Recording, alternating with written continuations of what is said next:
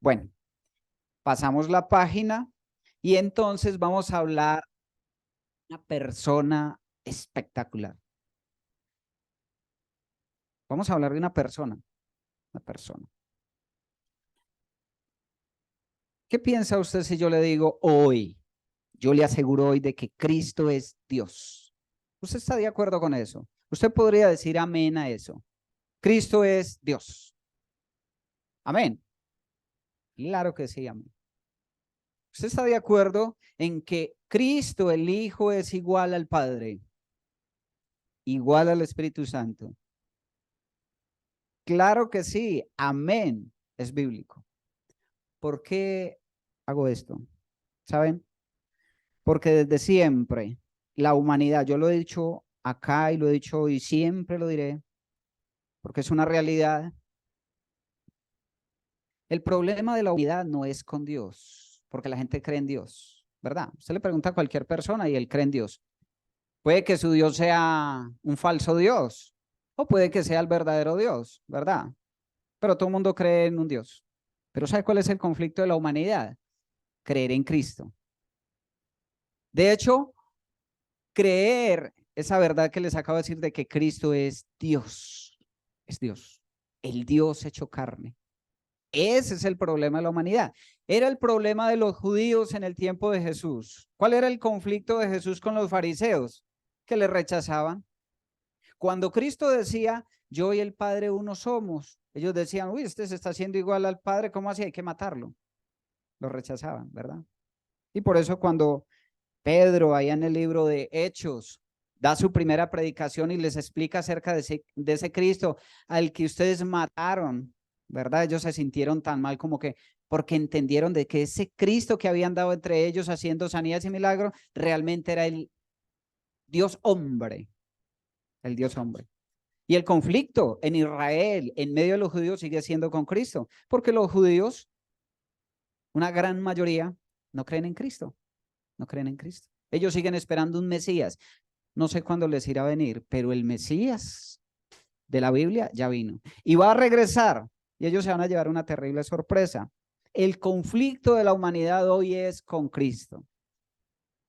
Es por eso que a Cristo se le ha robado, a Cristo se le ha rebajado su estatus de Dios. Pero miren algo muy interesante. La única religión que lleva el nombre de su fundador es la religión cristiana, ¿verdad? Los cristianos tienen el nombre de su fundador, el nombre de su Dios. No hay otra más. Es interesante que Cristo dividió la historia, no la dividió nadie más. Hoy hablamos de tiempos desde antes de y después de Cristo. No es antes de Mahoma y después de Mahoma. No es antes de este o aquel, de Cristo. Es muy interesante porque hay grupos, religiones que aún rechazando a Cristo, todavía lo consideran como una persona importante dentro de la religión, cualquiera que sea. Para los musulmanes, Jesús es reconocido. Para los hindúes, Jesús es reconocido, no como Dios, no como lo que Él es realmente, pero sí como una persona muy importante. Los mismos judíos reconocen, aunque lo rechazan, reconocen a Cristo como un gran profeta. Pero Él no es un profeta, Él es el Dios hecho carne. Yo quisiera, y estoy trabajando en eso, para en unos días tener una serie de estudios acerca de Cristología, porque es vital hablar de Cristo. Es vital volver a enseñar quién es Cristo. ¿Saben por qué? Porque dice la Escritura que hay un solo Dios y un solo mediador entre Dios y los hombres. ¿Quién? Cristo. Cristo. Él es el único medio de salvación, Él es el Salvador. Por eso Cristo tiene gran relevancia. Y es por eso necesario volver a hablar de Cristo. Que ustedes vuelvan a escuchar acerca de quién y qué es Cristo. Pero como no voy a empezar el tema de cristología, estoy trabajando en eso. Yo sí quiero darles una abrebocas y vamos a abrir nuestras Biblias en el libro de Hebreos. Vamos a leer los primeros 3 versículos. Y en esos 3 versículos me voy a centrar hora y media. No mentiras, hoy voy a ser muy concluso. Espero.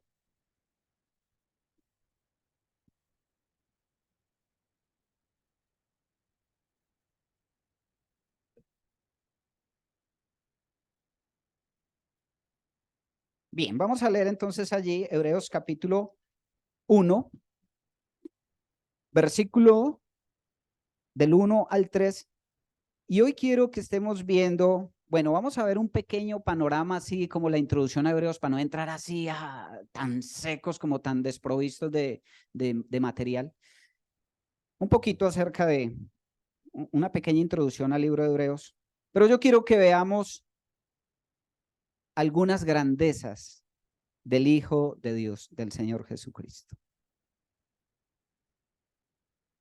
Dice la Escritura, Dios habiendo hablado muchas veces y de muchas maneras en otro tiempo a los padres por los profetas, en estos postreros días, ¿recuerdan cuando les hablaba de los postreros días de los siglos venideros, que abarca la época de la primera venida de Cristo hasta la segunda venida? Dice que en ese lapsus de tiempo, en estos postreros días, nos ha hablado ¿por quién? Por el Hijo, a quien constituyó heredero de todo y por quien asimismo hizo el universo, el cual siendo el resplandor de su gloria, la imagen misma de su sustancia y quien sustenta todas las cosas con la palabra de su poder, habiendo efectuado la purificación de nuestros pecados por medio de sí mismo, se sentó a la diestra de la majestad en las alturas. Leamos el 4. Hecho tanto superior a los ángeles, cuanto heredó más excelente nombre que ellos. Oramos. Amado Dios, necesitamos tu dirección en este tiempo, porque tu palabra va a ser expuesta, tu verdad va a ser expuesta. Y necesitamos que tu Santo Espíritu con autoridad nos enseñe. Y Padre, que tu mensaje penetre en lo más profundo de nuestro corazón, de nuestra mente, y que todo muro sea derribado para que solamente tu verdad tenga la preeminencia. Oh Dios, ayúdanos a entender el mensaje que tú tienes para nosotros y ante todo darle la gloria y la honra a tu Hijo Jesús, quien la merece. Oramos en su nombre. Amén. Muy bien.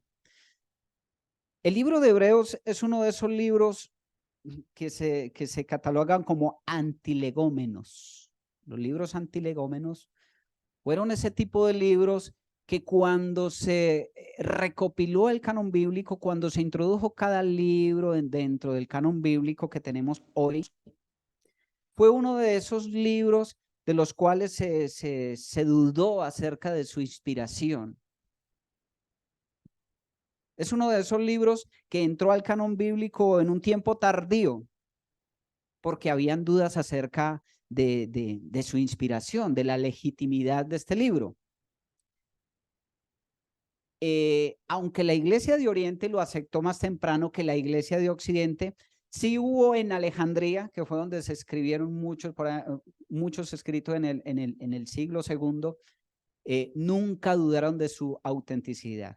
¿Sí me entienden? Entonces, ¿qué significa un libro antilegómeno? Tuvo un inicio donde se dudó de su inspiración y tardó para ser incluido en el canon. Y eso tiene que ver también porque es que no ayuda mucho el hecho de que no se conozca en realidad quién es el autor de Hebreos, el autor humano de Hebreos. Pero cuando usted lee el libro de Hebreos, no hay duda alguna de que la inspiración es divina, es inspirada por el Espíritu Santo.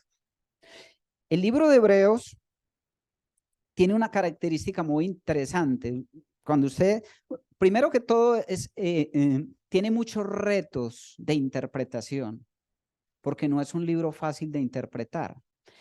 pero podríamos decir de que es un libro que tiene una aliación muy interesante entre el antiguo pacto, entre el Antiguo Testamento y el Nuevo Testamento, o sea, entre la gracia y la ley. ¿Por qué? El Antiguo Testamento y luego hablar de Cristo como el cumplimiento de esas prácticas del Antiguo Testamento y cosas similares. Pero entonces sí presenta unos retos bastante interesantes en la interpretación. Como les decía, no se conoce quién es el autor humano, quién es en realidad el autor humano, aunque muchos dicen de que este libro fue inspirado por Pablo, pues usted va a leer las otras cartas de Pablo y este libro es totalmente diferente. Pablo siempre empieza de una manera muy especial sus escritos y esa es totalmente diferente, ¿verdad?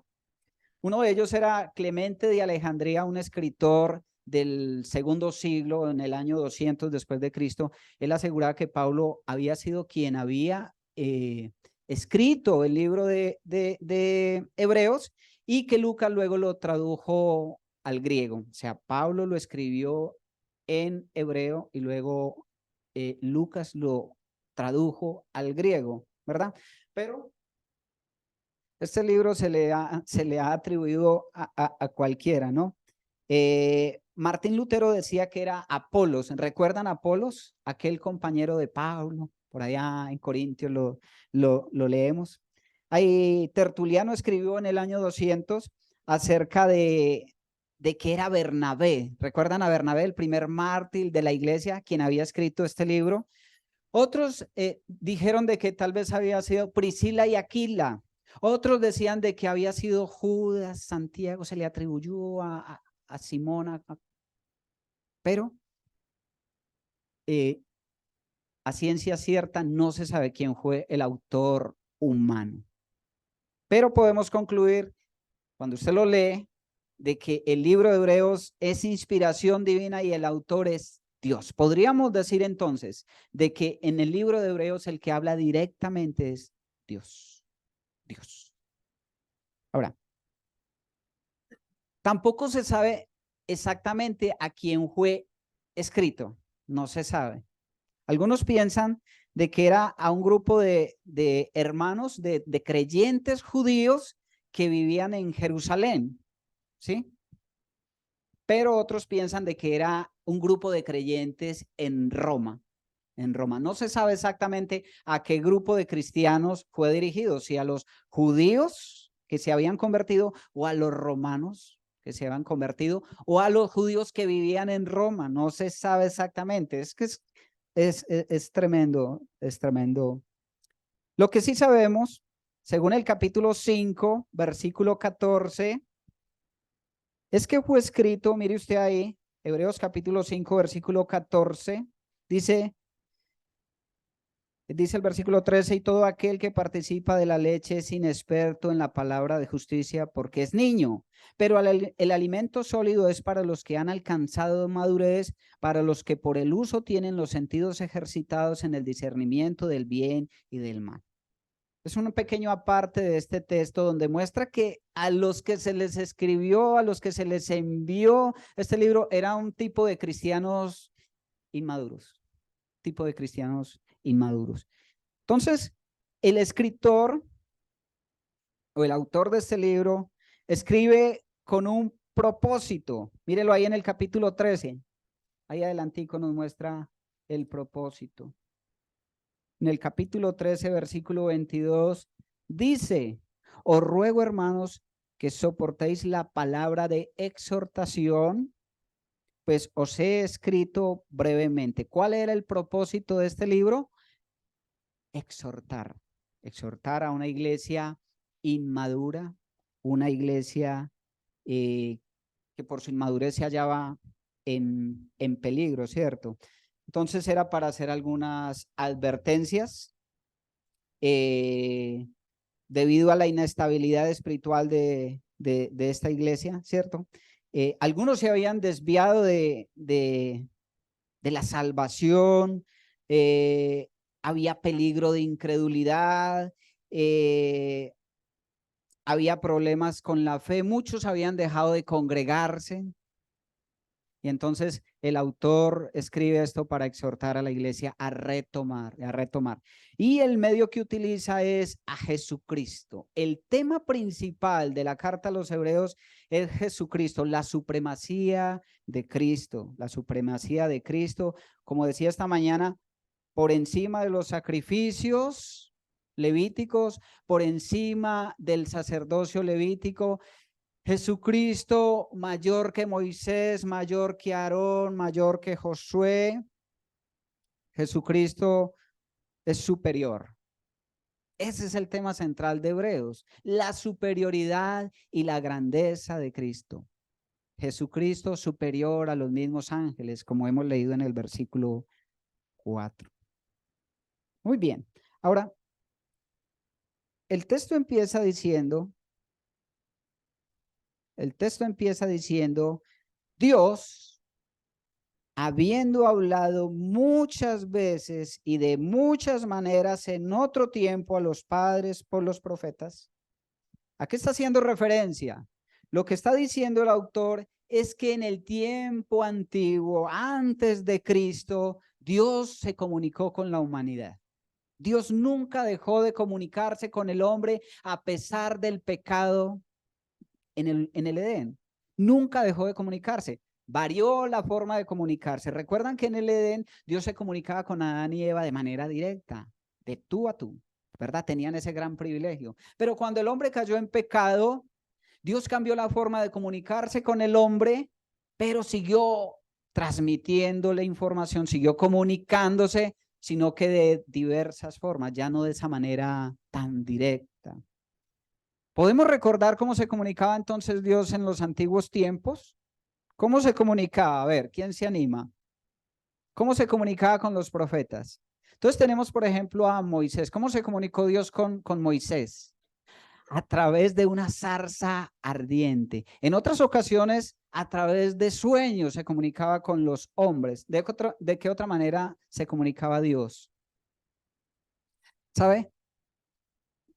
A través de la chiquina, ¿sí? ¿Dices? Bueno, a través de símbolos, a través de símbolos, pero también es interesante porque Dios se comunicaba a través de dificultades. Recuerdan, por ejemplo, a Oseas, creo que fue el que envió a casarse con una prostituta para entregarle un mensaje al pueblo. Qué manera de comunicarse a Dios, ¿verdad? Hizo que nacieran algunos hijos y cada uno de ellos tenía un sentido, una información para entregar al pueblo. Dios utilizaba diversas formas para comunicarse, algunas veces de manera directa. Recuerda cuando hubo un escrito en la pared que le dijo al rey, ¿recuerdan? Tantas formas que Dios utilizaba, diversas formas. Pero dice, en estos postreros días, desde que Cristo vino por primera vez y nació como un niño, hasta la segunda venida cuando venga como rey a juzgar, en ese lapso de tiempo, Él nos ha hablado, ¿cómo? ¿Cómo dice? Nos ha hablado por el Hijo, por su Hijo, a quien constituyó heredero de todo. Ahora, el Señor Jesucristo vivió alrededor de 32, 33 años acá. Hubo un tiempo donde no habló, cuando era bebé, ¿verdad? Pero desde que Él empezó a pronunciar palabras, Él siempre habló, Él siempre entregó información acerca del Padre, acerca del proyecto del Padre, del proyecto de salvación, de la justicia, del amor de Dios. Él dio a conocer a través de sus palabras a Dios. Todas esas palabras que Él dijo, que Él mencionó, todas esas enseñanzas quedaron recopiladas en el canon bíblico. Los evangelios, las cartas paulinas, las cartas de Juan, el libro de Apocalipsis, todo eso. ¿Por qué? Porque ¿qué enseñaban ellos? Lo que Cristo enseñó. Lo que Cristo enseñó. Las palabras de Cristo enseñadas por ellos quedaron acá. Así que hoy nosotros no tenemos al Señor Jesucristo? Pues lo tenemos, sí, pero no lo tenemos acá hablándonos, predicándonos cada 8 días, enseñándonos en los parques, en las sinagogas. No lo tenemos, pero tenemos lo que Él dijo, su palabra, su palabra. Él se ha comunicado a través de Jesucristo. El mensaje de las Escrituras, el mensaje de salvación es Cristo, Cristo mismo, su obra de redención. Él es el mensaje. Él habla acerca de Dios. Muy bien. ¿Me han entendido un poco? ¿Me han entendido bien o vamos mal? Si no, para volver a empezar, ¿no? Sin embargo, esto es un pequeño como abrebocas, antesala a lo que quiero tratar esta mañana. Porque lo que quiero tratar esta mañana son las grandezas del Señor Jesucristo que aparecen en los siguientes versículos. Así que vamos al grano, como dice mi hijo. Vamos a ver la primera grandeza de nuestro Señor Jesucristo y la encontramos en el versículo 2. En estos postreros días nos ha hablado por el Hijo, a quien constituyó heredero. ¿Quién es Cristo? ¿Heredero de qué? Dice, heredero de todo.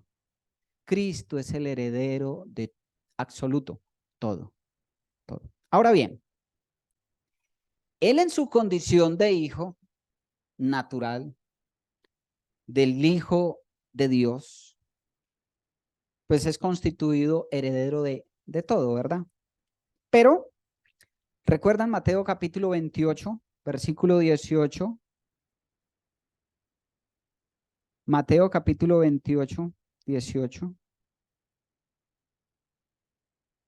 Cuando entregó la gran comisión de ir y predicar el evangelio, Él antes de eso dijo, y Jesús se acercó y les habló diciendo, toda potestad me es dada en el cielo y en la tierra. Por tanto, y a ser discípulos, toda potestad, todo poder, todo dominio, toda autoridad me ha sido dada. Así que no solamente por ser el Hijo único de Dios, tiene el derecho a ser el heredero de todo, sino que por el hecho de haberse encarnado, de haberse hecho hombre, Él recibió una potestad como el Mesías Salvador. ¿Me entienden? O sea, tiene una doble, ¿cómo se dice? Condición, podríamos decirlo, una doble potestad por ser el Hijo único, pero también una potestad adquirida por ser el Redentor. El Redentor. Él se hizo hombre y Él murió por la humanidad y entonces Él recibió la potestad de ser heredero. Salmos capítulo 2, versículo 8 nos habla acerca de esto también. Salmo capítulo 2.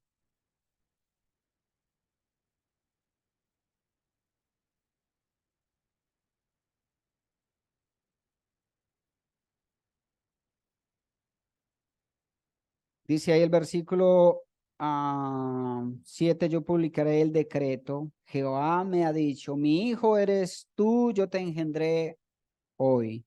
Pídeme y te daré por herencia las naciones y como posesión tuya los confines de la tierra. Los quebrantarás con vara de hierro, como vasija de alfarero los desmenuzarás. Pídeme como herencia las naciones. Y Dios, el Padre, le ha entregado a las naciones, a toda persona, en manos de su Hijo Jesucristo. Todo ha sido entregado en manos del Hijo. Entonces, tenemos en primer lugar que Jesucristo, una de las grandezas del Hijo de Dios, es que Él es heredero de todo. No de una pequeña parte, sino de todo. Volvemos al texto.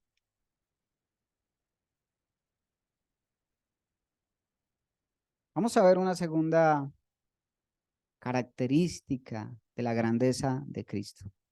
Vamos a ver si la identifican. Muy bien, entonces en estos postreros días nos ha hablado por el Hijo a quien constituyó heredero de todo y por quien asimismo hizo él universo. ¿Qué creen que está hablando de Cristo ahí? Por quien asimismo hizo el universo.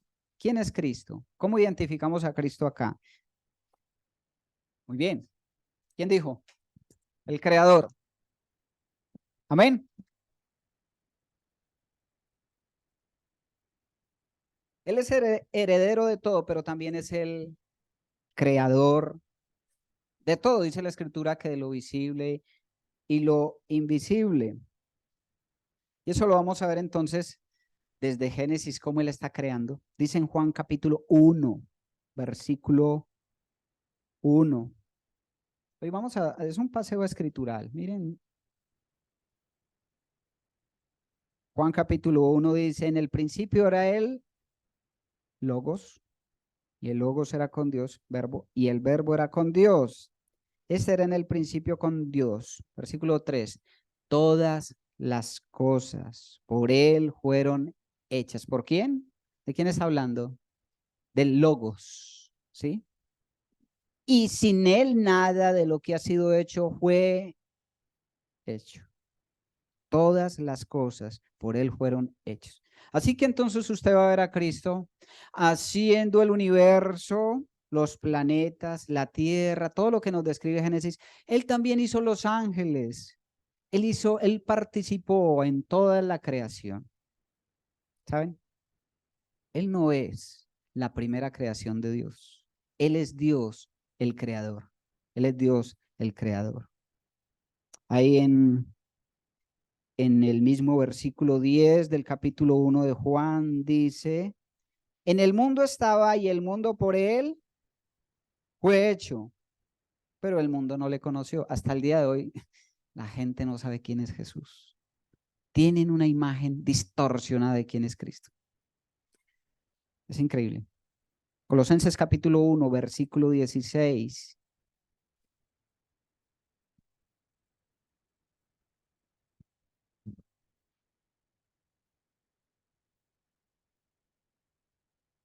Dice el versículo 15, él es la imagen del Dios invisible, el primogénito de toda creación. Y usted va a decir, el primogénito de toda creación, o sea, es creado por Dios. No, ese versículo tiene su propia interpretación.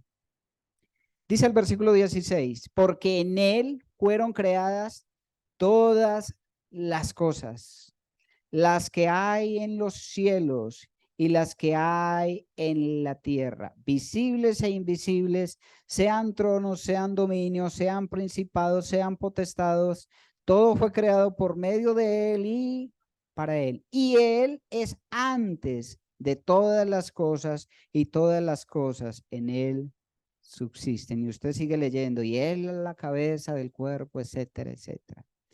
Jesucristo es el creador de todo, de lo visible, de lo invisible. Él es creador, aún de lo que ni vemos, de lo que ni siquiera nuestros ojos pueden contemplar. ¿Quién puede crear? ¿Quién tiene el poder para crear? Esa es una buena pregunta, ¿verdad? Dios, Dios, solamente Dios. Así que Cristo es creador de todo porque Él es Dios. Él es Dios. Así que Él es heredero de todo, creador de todo. Vamos al texto otra vez. Vamos al texto otra vez. Otra grandeza del Hijo de Dios. Dice entonces, en esos postreros días nos ha hablado por el Hijo, a quien constituyó heredero de todo y por quien asimismo hizo el universo, el cual siendo el resplandor de su gloria, el resplandor de su gloria. Cristo es el resplandor de la gloria de Dios. ¿Y cómo es eso? ¿Cómo es eso? Miren, Cristo es el que haga, se lo voy a decir así, Cristo es el que hace que Dios brille, Dios brille, ¿sí? Es la manifestación de la grandeza y del poder divino. Es un poco difícil de entender, ¿verdad? Pero es como esta lámpara o esa lámpara. Si yo la apago no tiene brillo, pero es la lámpara, ¿verdad? Pero cuando yo la prendo, ella me muestra exactamente su función, cómo es, qué hace. Así es Cristo. Él nos revela cómo es el Padre, cómo es Dios. Él es el que, él es el que hace que brille la gloria de Dios, el que nos hace manifiesto a Dios. Así que Cristo es de la misma especie que el Padre. Tiene el mismo poder, tiene la misma naturaleza que el Padre. Es muy interesante. Ustedes recuerdan en Éxodo cuando, vamos allí, Éxodo capítulo 33. Y entonces Moisés le dice a Dios que le permita ver su rostro, ¿cierto? Y entonces dice el versículo 18 del capítulo 33, versículo 17, y Jehová dijo a Moisés, también haré esto que has dicho por cuanto has hallado gracia en mis ojos y te he conocido por tu nombre. Él entonces dijo, te ruego que me demuestres tu gloria. Y él respondió, yo haré pasar todo mi bien delante de tu trono, delante de tu rostro, y proclamaré el nombre de Jehová delante de ti, y tendré misericordia del que tendré misericordia, y seré clemente para con el que seré clemente. Dijo más, no podrás ver mi rostro, porque no me verá hombre y vivirá. Moisés le dijo, Señor, Dios, déjame ver tu gloria. Él le dijo, bueno, yo voy a hacer algo, yo me voy a meter allá entre las peñas y voy a permitir, yo lo voy a meter a usted entre las peñas, perdón, y usted va a pasar enfrente de las peñas y yo voy a dejar que vea mi espalda, no más, porque nadie puede verme y vivir, porque la gloria de Dios es irresistible, ¿verdad? Y entonces conocemos la historia que así sucedió y cuando Dios pasó enfrente de la peña, Moisés vio la espalda y él se cubrió de luz, ¿verdad? Miren esto, la gloria de Dios. Pero pasa el tiempo, el Señor Jesucristo viene, tiene un grupo de discípulos, ¿verdad? Y uno de ellos le dice, Señor, muéstranos al Padre, muéstranos al Padre. Vamos allí a Juan capítulo 14, Juan capítulo 14.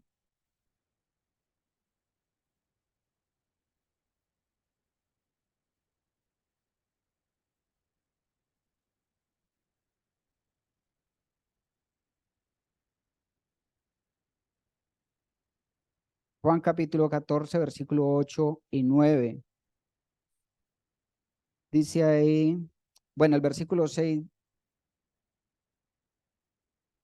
versículo 5, le dijo Tomás, Señor, no sabemos a dónde vas. ¿Cómo pues podemos saber el camino? Jesús le dijo, yo soy el camino y la verdad y la vida.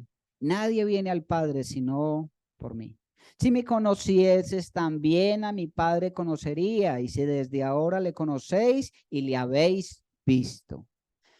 El Señor Jesucristo decía, daba por sentado de que ellos habían entendido, que si habían visto a Cristo, habían visto al Padre. Felipe le dijo, Señor, muéstranos al Padre y nos basta. Y Jesús se rascó la cabeza, ahí no escribieron que se rascó la cabeza, pero supongo que el Señor Jesucristo se rascó la cabeza y le dijo, tanto tiempo hace que estoy con vosotros y no me has conocido, Felipe.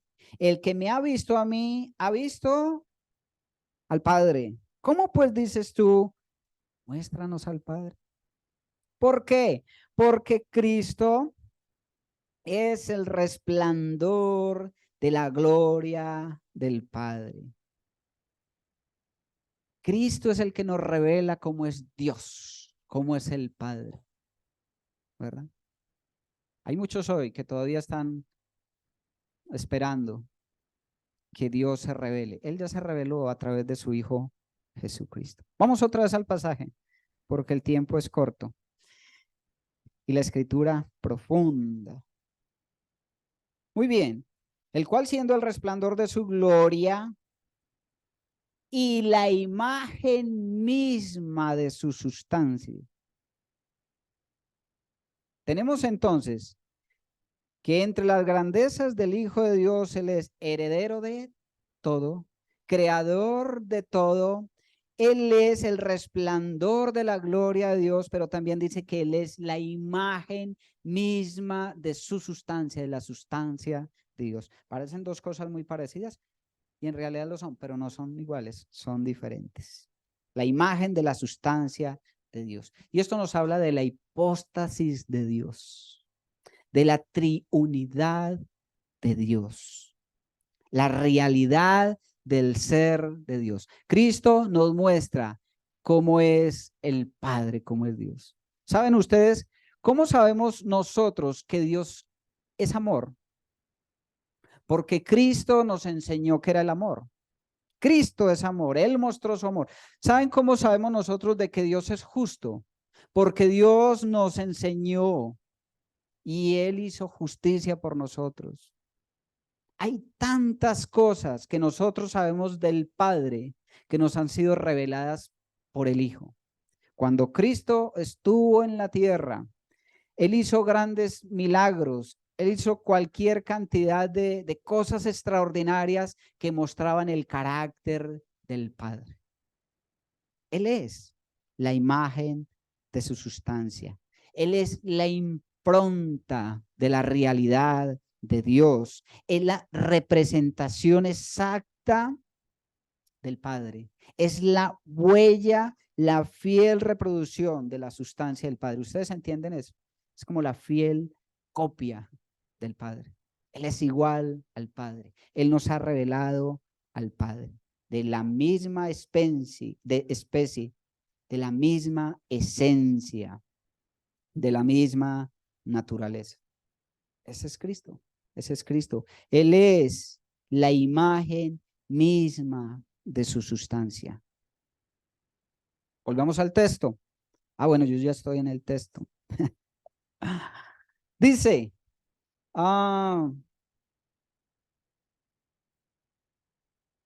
dice, el cual siendo el resplandor de su gloria, la imagen misma de su sustancia, y quien sustenta todas las cosas. Otra grandeza de Cristo.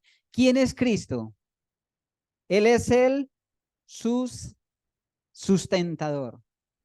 Él es quien sustenta todas las cosas. O sea, Cristo no solamente es el creador, sino el que hace que esa creación funcione como un relojito. Él es el sustentador.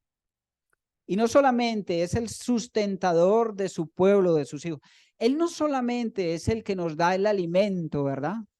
Él no es solamente el que cubre nuestras necesidades, sino que Él es el que mantiene activo todo el universo. ¿Saben? No se trata de leyes físicas, sino que es Dios mismo, el Señor Jesucristo, quien regula las cosas. ¿Saben por qué los mares no se salen de sus contornos?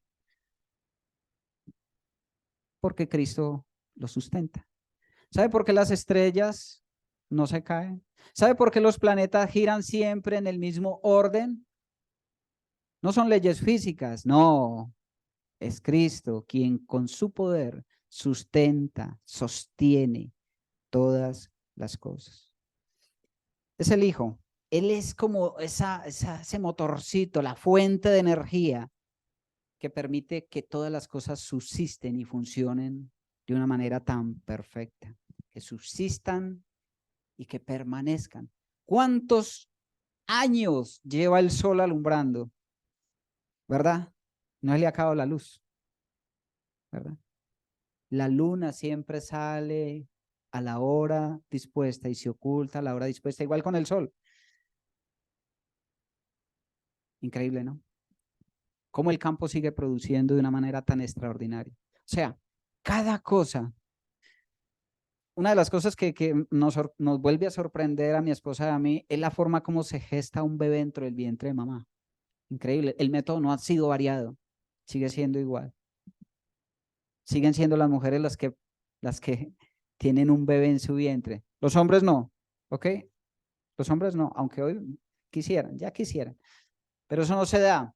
El orden establecido por Dios se mantiene. ¿Quién lo mantiene? El Hijo, Cristo, porque Él es el sustentador de todas las cosas. Y saben, esto es muy bueno para nosotros. Si Él es quien nos sustenta, Él es el que sustenta todas las cosas, eso nos habla acerca de su fidelidad con nosotros. Si Él ha dicho de que somos salvos por su gracia, nosotros podemos confiar en que Él sustenta esa promesa, ¿verdad? Si Él dijo que un día vendría por nosotros, Él lo va a cumplir porque Él sustenta lo que Él prometió. Así que, hermanos, que esa realidad nos ayude a vivir en gozo, con confianza, ¿verdad? Porque Él es nuestro sustentador. Cristo es el heredero de todo. Cristo es el... Uy, voy a tener que volver a empezar. Volvamos a empezar. Entonces, abramos ahí en Hebreos, capítulo 1.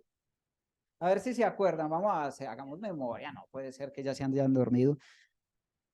Si apenas llevo 15 minutos después de las 12. Cristo es el heredero de todo. Es muy fácil. Lea el texto. Cristo es el creador de todo. Cristo es el resplandor de su gloria. Cristo es la imagen misma de su sustancia. Cristo es el sustentador de todo. Y dice el texto ahí. Dice, quien siendo el resplandor de su gloria, la imagen misma de su sustancia, quien sustenta todas las cosas con la palabra de su poder, habiendo efectuado la purificación de nuestros pecados por medio de sí mismo, nos está mostrando a Cristo este término, estas palabras, que una de las grandezas de Cristo es que Cristo es ¿quién? Nuestro Salvador. Léalo, léalo, yo no me lo estoy inventando, ahí dice, habiendo efectuado la purificación de nuestros pecados por medio de sí mismo. ¿Cómo se está mostrando Cristo acá? ¿Como quién? Hermanos, mire, leer las escrituras, a veces nos exige ponerle sentido común a lo que leemos. Ella es muy clara, pero hay que leerla. Nosotros decimos leer, saber leer, pero ¿qué no sabemos leer? Porque no interpretamos. Cuando leamos, interpretemos. Ella habla, es palabra, es palabra. Hay que interpretarla, hay que meterse un poquito más allá para descifrar lo que aparentemente está escondido. Y en eso que parece estar escondido que acabamos de leer, dice que una de las grandezas de Cristo es que Él es nuestro Salvador. ¿Usted cree que Cristo es nuestro Salvador? Ahorita les mencioné un par de versículos. Primera de Timoteo 2:5, porque hay un solo Dios, un solo mediador entre Dios y los hombres, Jesucristo. Él es nuestro Salvador. ¿Quién fue a la cruz? ¿Quién derramó su sangre? ¿Quién entregó su propia vida? ¿Quién entró? ¿Quién traspasó los cielos para presentarse delante del Padre con una ofrenda hecha una vez y para siempre? ¿Quién? Jesucristo. No entró con sangre ajena. Hechos capítulo 4, versículo 11 y 12. Es para aquellos que creen de que hay otra forma de ser salvos, aparte de Cristo, déjemelo bajo de esa nube un momentico, porque la escritura es clara. Capítulo 4, versículo 11 y 12. Este Jesús es la piedra reprobada por vosotros los edificadores, la cual ha venido a ser cabeza del ángulo. Y en ningún otro hay salvación, porque no hay otro nombre bajo el cielo dado a los hombres en que podamos ser salvos. Escuchen, si usted quiere ser salvo, usted no va a ser salvo a través de María la Virgen, no va a ser a través de Joseph Smith, no, no va a ser a través del profeta Mahoma, no, no va a ser a través de, porque no hay otro nombre bajo el cielo dado a los hombres en que podamos ser salvos. Es más, ni siquiera hay nombre, ni siquiera hay forma, no hay otra forma para ser salvo. Solo Cristo Jesús puede salvar a la humanidad. estos días hablaba con una mujer que trabaja con la episcopal, ¿sabían católica? Trabaja con los curas, con los obispos y todo eso, y entonces estaba con el Papa, porque continuamente anda viajando con el grupo de jóvenes que se encuentran con el Papa, me contaba todas sus experiencias y tiene mucho conocimiento de la historia de la Iglesia Católica, no de la Biblia, aunque la puede citar, pero no la cree. Y ella decía que es necesario volver al camino, me decía a mí que era necesario volver al camino. Después de que tuvimos una larga charla, ella pues se sintió arrinconada porque no hubo cómo quebrar a este pobre vaso, entonces llamó a un sacerdote mexicano y me puso a hablar con él. Y interesante porque lo que me dijo fue, usted tiene que regresar a la verdadera religión, para que vuelva al camino. Y yo le dije, no, yo estoy en el camino porque Cristo dijo, yo soy el camino, la verdad y la vida, y yo creo en Cristo. Entonces, ellos me decían acerca de que había que volver a María, y yo les citaba textos y se ponían bravos. Y entonces, bueno, quedamos en buenos términos, pero descubrí que la gente busca otros nombres, otras formas para ser salvo, y la Escritura dice que hay un solo Dios, un solo Salvador, ¿sí? Solo Cristo, solo Cristo. Él es nuestro Salvador. ¿Usted lo cree? Amén. Amén. Y ya vamos a terminar entonces, en serio, volviendo al texto. Y dice, habiendo efectuado la purificación de nuestros pecados por medio de sí mismo, se sentó a la diestra de la majestad en las alturas. Se sentó a la diestra de la majestad de las alturas. Él hizo su ofrenda de expiación y luego fue al Padre y se sentó a la derecha de la majestad en las alturas. ¿Dónde cree que está Cristo en este momento? ¿Sentado en dónde? Filipenses, capítulo 2. Vamos a ver si eso nos recuerda. Filipenses, capítulo 2, versículo 8.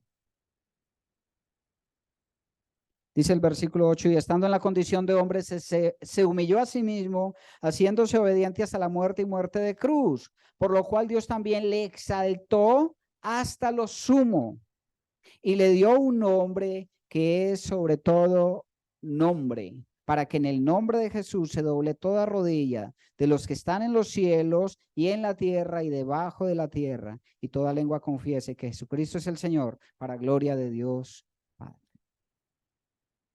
Cristo es el Rey, porque está sentado en su trono con un nombre sobre todo nombre.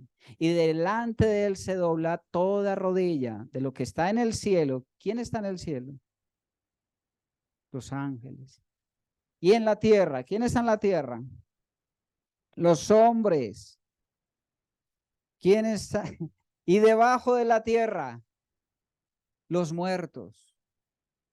Y todos van a doblar su rodilla, las buenas o a las malas, delante del Rey que está sentado a la diestra del Padre en su trono, en su trono. Un lugar de honor, el lugar que le corresponde a Cristo Jesús como nuestro Rey. Es por eso que en el libro de Apocalipsis, no lo vamos a leer, pero usted va a ver a un Cristo con una posición de Rey. Y miren, cuando Cristo venga por su iglesia, nosotros vamos a ver al Cristo hombre, al Dios hecho carne. En este mismo momento hay un Dios con cuerpo humano en el trono del cielo. El Dios hecho carne, el que siempre fue espíritu, el que se encarnó, tomó forma de hombre, así mismo le veremos. Hay un Dios hombre que nos representa delante del Padre, sentado en su trono. ¿Saben? Esto es simplemente una pequeña porción que nos habla de quién es Cristo. Una pequeña porción. Pero saben, la grandeza de Cristo es deslumbrante y desbordante.